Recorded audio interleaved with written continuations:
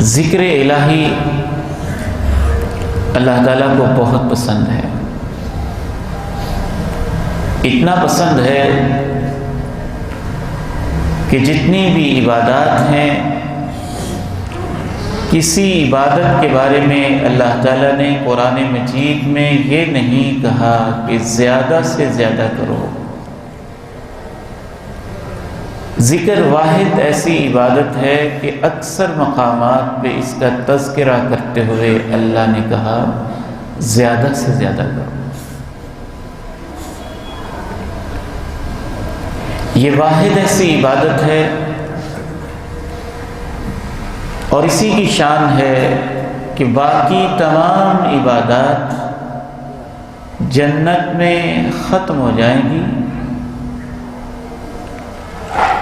نماز کا ہمیں کوئی اس طرح سے تذکرہ نہیں ملتا، جنت میں روزے کا کوئی تذکرہ نہیں ہے، قربانی کا کوئی تذکرہ نہیں ہے۔ یہ عبادت اللہ کو اتنی پیاری لگتی ہے کہ ذکر کی عبادت جنت میں بھی جاری رہے گی، اور جنتی ہر نعمت کو دیکھ کے بار بار اللہ کی تعریفیں کر رہے ہوں گے۔ وَآخِرُ دَعْوَاهُمْ أَنِ الْحَمْدُ لِلَّهِ رَبِّ الْعَالَمِينَ الْحَمْدُ لِلَّهِ الَّذِي أَحَلَّنَا دَارَ الْمُقَامَةِ، اللہ تیرا شکر ہے، تمہیں اتنا خوبصورت تو نے ہمیں گھر دے دیا۔ الْحَمْدُ لِلَّهِ الَّذِي أَذْهَبَ عَنَّا الْحَزَنَ، اللہ تیرا شکر ہے تو نے ہماری ساری تکلیفیں ختم کر دی۔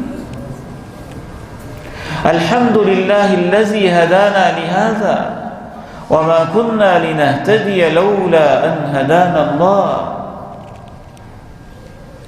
ذکر واحد ایسی عبادت ہے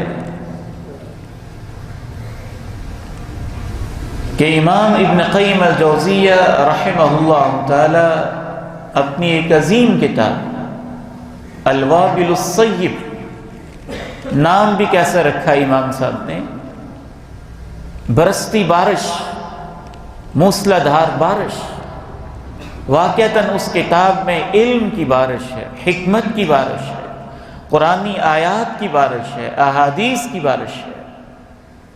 امام ابن قیم الجوزیہ رحمہ اللہ فرماتے ہیں کہ ذکر کے اندر اللہ نے 100 کے قریب فائدے رکھے ہوئے۔